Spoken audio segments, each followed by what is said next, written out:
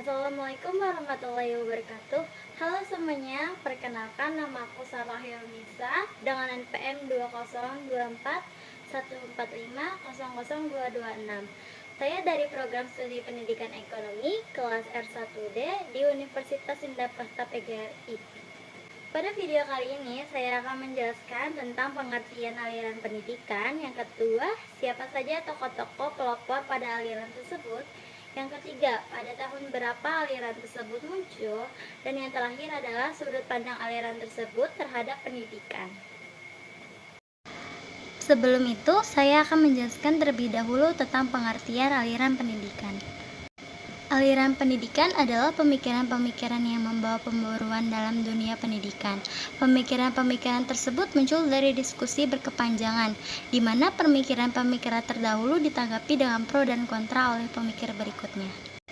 Aliran-aliran pendidikan muncul sejak manusia hidup dalam suatu kelompok dan diharapkan dapat mengatasi masalah regenerasi keturunannya. Pemahaman terhadap berbagai aliran pendidikan sangat penting bagi pendidik atau calon pendidik untuk memahami dinamika perkembangan pemikiran tentang pendidikan. Ada beberapa aliran pendidikan klasik diantaranya. Yang pertama yaitu aliran nativisme.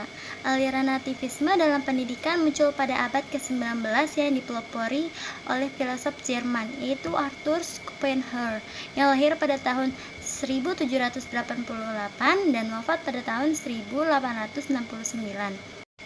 Aliran ini berpendapat bahwa perkembangan manusia itu telah ditentukan oleh faktor-faktor yang dibawa manusia sejak lahir. Pembawaan yang telah terdapat pada waktu lahir itulah yang menentukan hasil perkembangannya.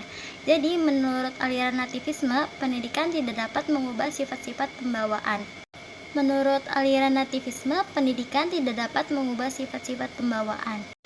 Dalam ilmu pendidikan, pandangan seperti ini disebut pesimistis pedagogis. Pendidikan yang tidak sesuai dengan bakat dan pembawaan anak didik tidak akan berguna untuk perkembangan anak itu sendiri.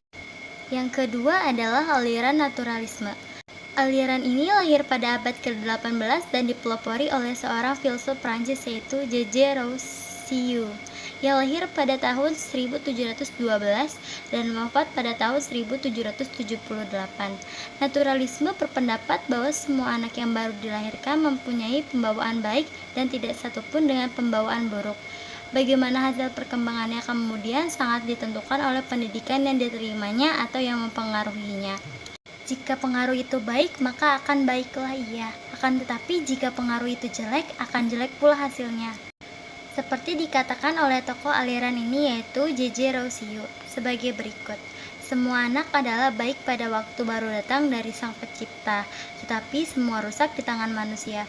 Rousseau mengajukan pendidikan alam yang artinya, anak hendaklah dibiarkan tumbuh dan berkembang sendiri menurut alamnya.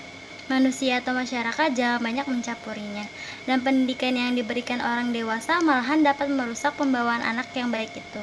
Jadi, di mana hasil perkembangannya sangat ditentukan oleh pendidikan yang diterimanya atau yang mempengaruhinya. Yang ketiga adalah aliran empirisme. Aliran empirisme kebalikan dari aliran naturalisme.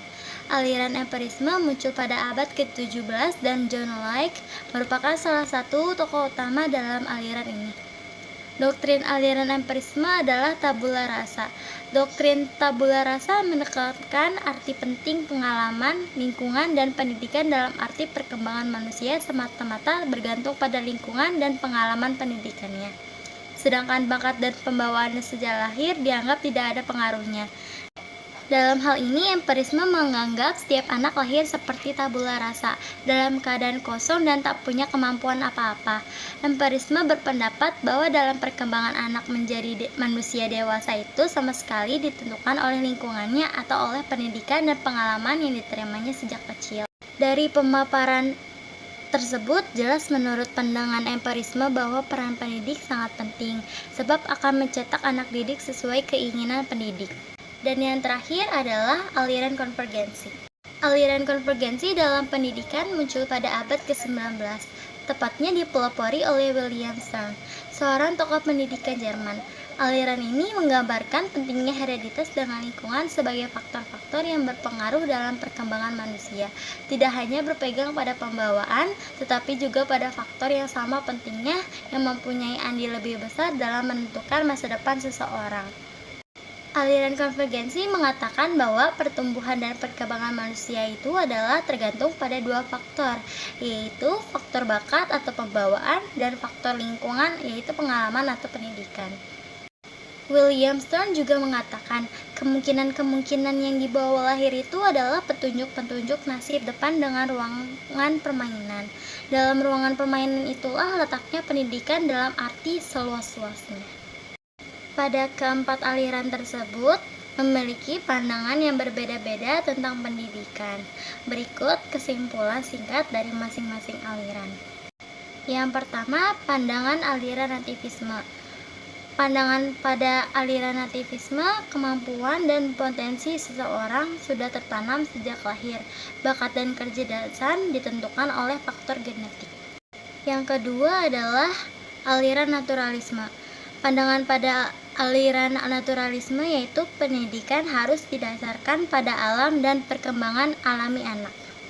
Yang ketiga adalah pandangan aliran empirisme. Pada pandangan aliran empirisme, pengetahuan diperoleh melalui pengalaman dan pembelajaran. Dan yang terakhir, aliran konvergensi. Pada pandangan aliran konvergensi, tidak merupakan aliran tunggal, melainkan konsep integrasi berbagai pendekatan pendidikan. Pada kesimpulan keempat aliran ini memberikan perspektif yang berbeda-beda tentang pendidikan.